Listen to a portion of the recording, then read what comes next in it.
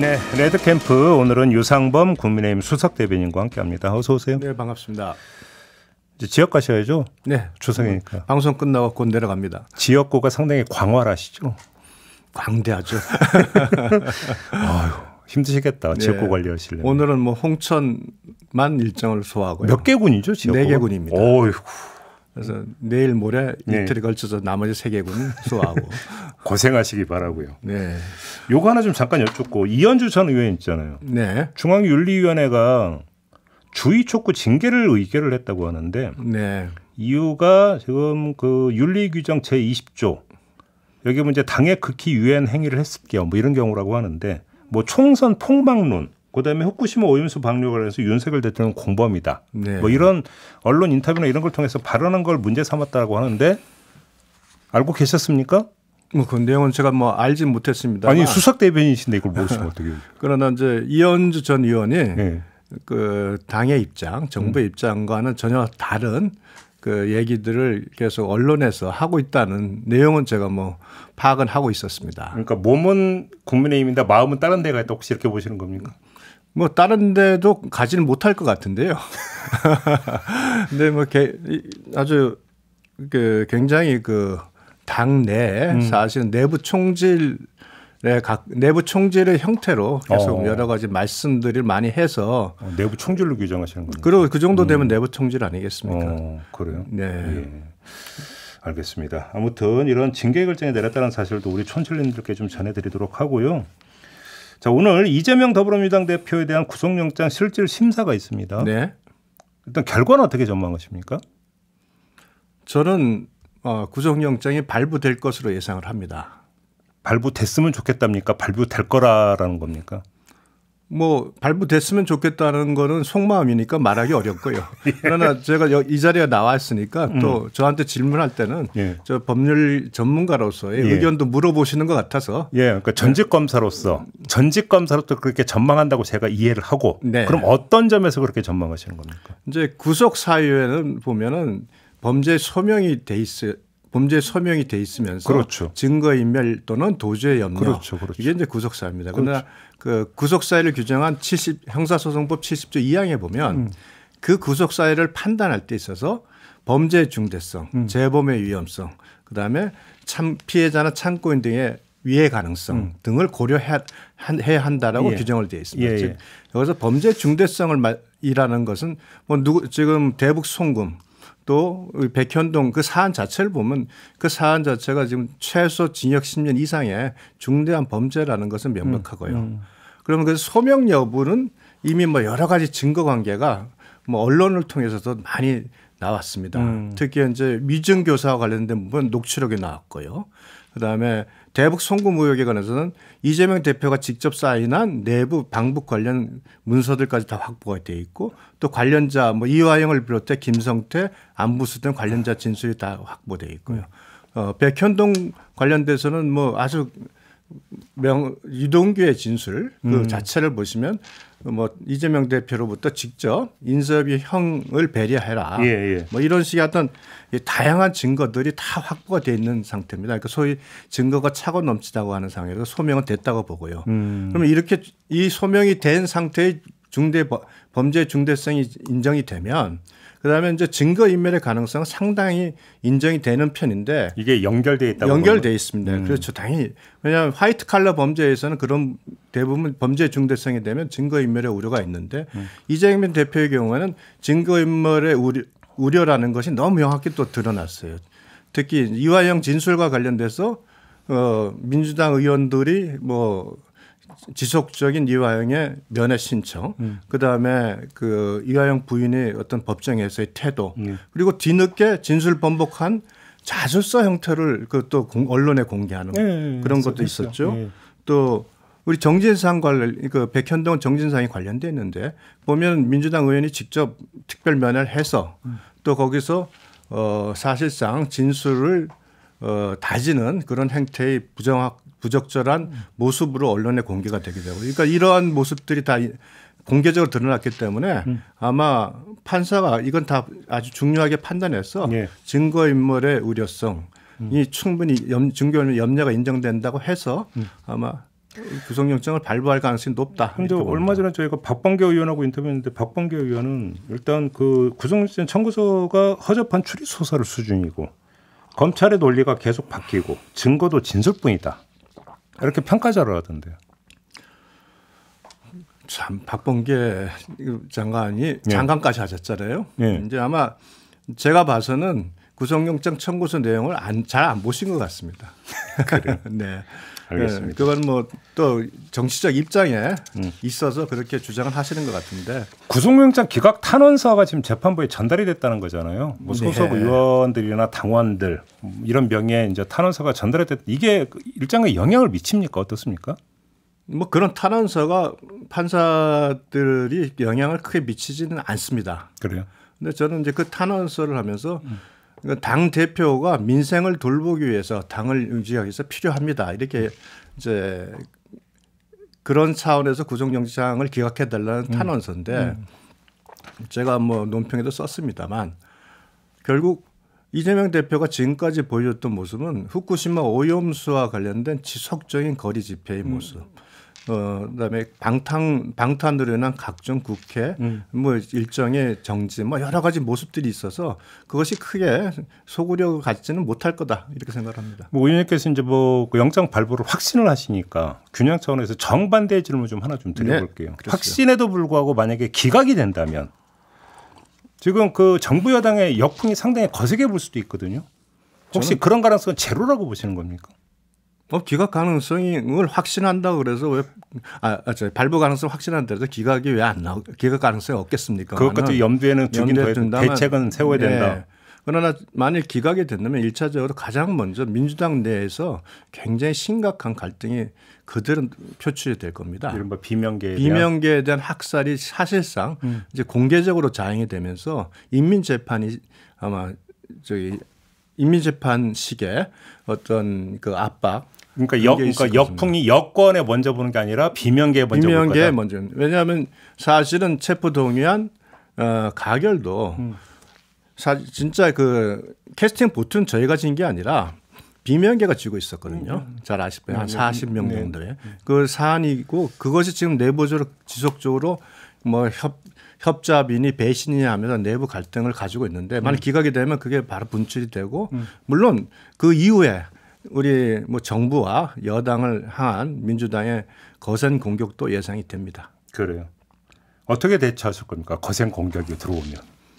뭐 지금까지 늘 거센 공격을 당해왔기 때문에 저희들 입장에서는 현재 국민들에게 결국은 사실과 그 민생 그다음에 협상과 타협 이와 같은 정도를 거둘 수밖에 없지 않겠습니까? 알겠습니다. 네. 그 정도로 하고요. 그 강서구청장 보궐선거 얘기로 좀 넘어갔으면 좋겠는데 선대위가 거의 뭐 메모드급이던데 안철수 의원, 나경원 전 의원이 고문으로 참여를 하고 정우택 국회부의장과 정진석 의원이 명예공동 선대위원장을 맡는다. 네.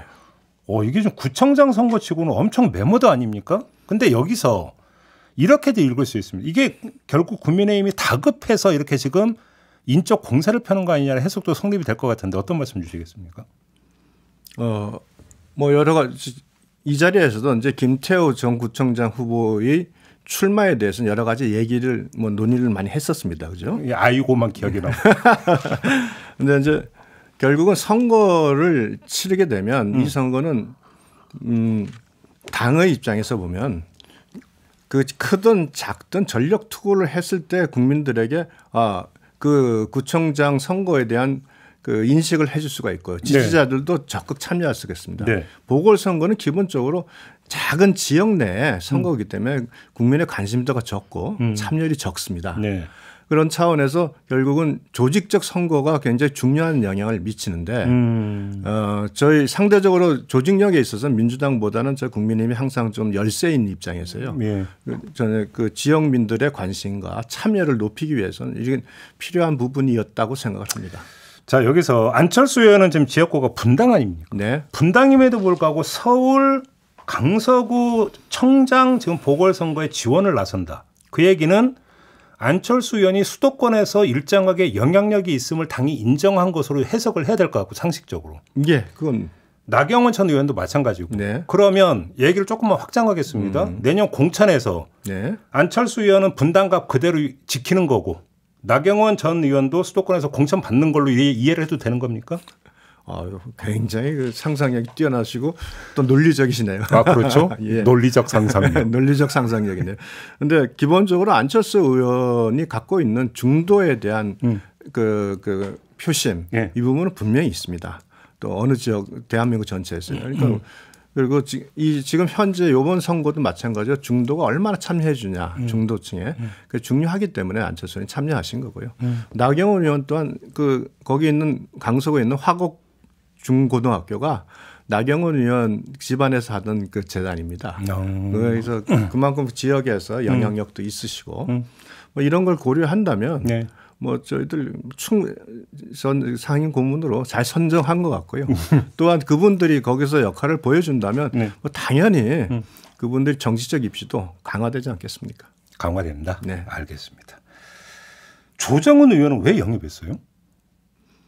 제가 조정훈 의원이랑 한 1년 정도를 법사위에서 같이 이렇게 생활을 해봤습니다. 예. 대화도 여러 차례 해봤는데, 예. 그러니까 조정훈 의원은 기본적으로 자기 철학이 실용적이고 합리적입니다. 또한 본인은 대화 타입이라는 어떤 의회 민주주의가 굉장히 중요하다고 보고 있고 이런 입장을 가지고 있어서 사실 그 갖고 있는 이념이나 철학이 민주당보다는 저희 당과 가깝고 또 저는 뭐 그런 중도층에서도 그 조정훈 의원의 갖고 있는 그런 합리적인 태도를 굉장히 높게 평가를 하고 있습니다. 네. 그래서 뭐 그 차원에서 저희들이 중도 확장의 차원에서 조정훈 의원을 영입한 거다 이렇게 저는 생각을 합니다. 그래요? 근데 당 일각에서도 좀 쓴소리가 나오는 것 같고 조정훈 의원이 금배지를 달게 됐던 게 뭐 이런 표현이 좀 적절한지 모르겠지만 이른바 민주당이 음덕인 부분이 분명히 있었고. 네, 맞습니다. 그렇죠? 네. 그렇게 된다면 결국은 조정훈 의원을 상대로 여론에서는 또 기러기, 정치 철새 이런 지적이 나올 수도 있는데 그게 나중에 결국 돌고 돌아서 당에 부담이 될 수도 있는 거 아닙니까?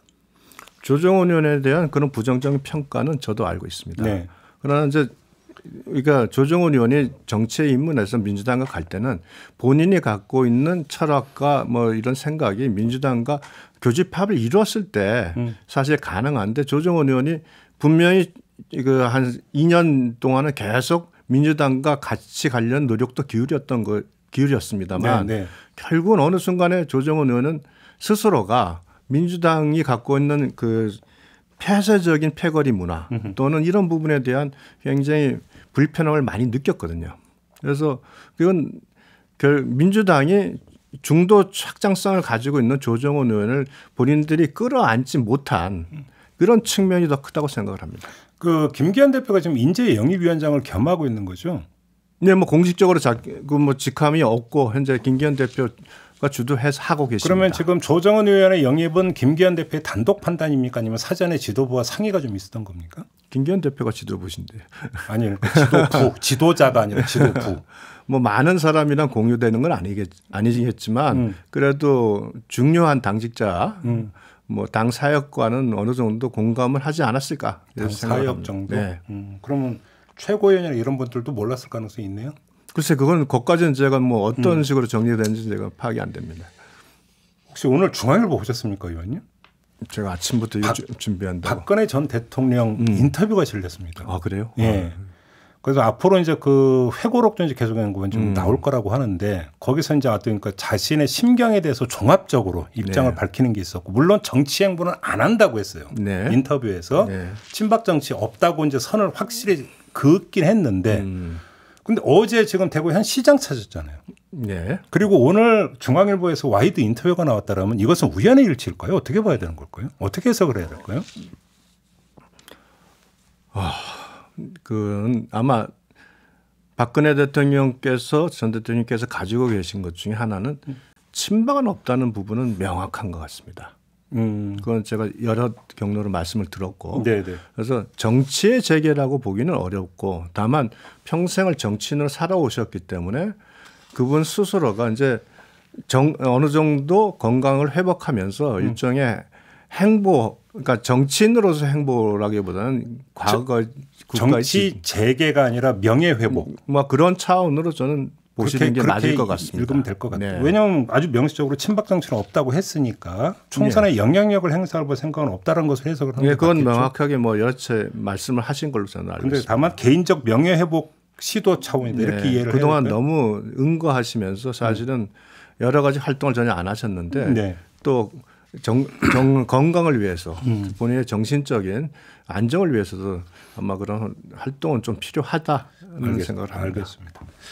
지금 이거 정치 현안은 아닌데요. 네. 지금 사형 선고를 받은 사형수들이 지금 서울구치소로 모이고 있다. 그쪽으로 지금 그러니까 이감했다 이런 보도가 나오고 있는데 예. 그 이유를 어떻게 알고 계세요, 의원님은? 아마 그건 이제 그 사형시설 점검을 했다는 보도와 함께 네, 그 이감 전에 보도가 나왔었는데 네. 현재까지는 네. 사형 집행과 관련돼서 우리 뭐 법사위나 이런 당 정부 내에서 별도의 논의는 아직 없는 것으로 알고 있습니다. 그래요. 네. 그러면서 아주 그 기습적이고 전격적으로 뭐 사형이 집행이 되는 일은 없을 거다라고 봐도 되는 겁니까? 현재는 뭐 그것이 된다면 예. 그 여러 가지로 좀 국민적인 뭐 공감이나 논란이 발생을 할 수밖에 없고요. 예.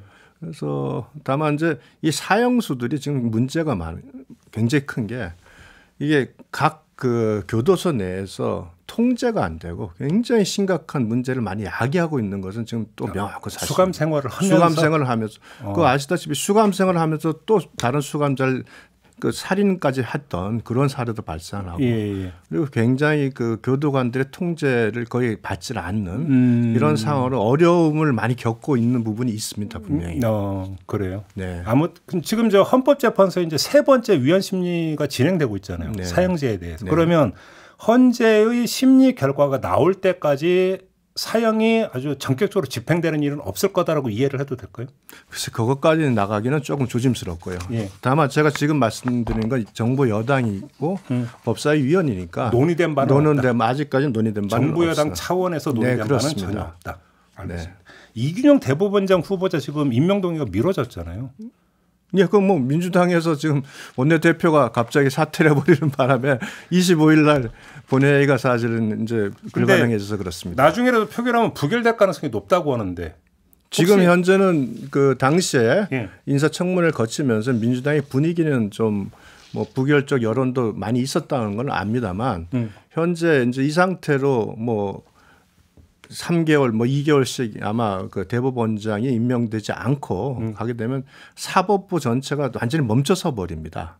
특히 이제 전압 같은 경우는 우리나라 그 사법의 방향을 정하는 거거든요. 법률 해석에. 이런 것이 이루어지지 않고 알겠습니다. 또 사법 행정도 사실은 멈춰버리고 혹시 이래 이제 되면 오늘 이제 그 민주당 위태롭죠. 원내대표가 새로 선출되잖아요. 네. 새 원내대표가 됐으니까 기류 변화를 기대를 하신다 이렇게 이해를 하면 될까요? 너무 예리하세요. 마무리하겠습니다. 네. 네, 아무튼 추석 잘 보내시고요. 고맙습니다. 고맙습니다. 지금까지 유상범 국민의힘 수석 대변인이었습니다. 자, 행복한 한가위 보내시기 바랍니다. 네.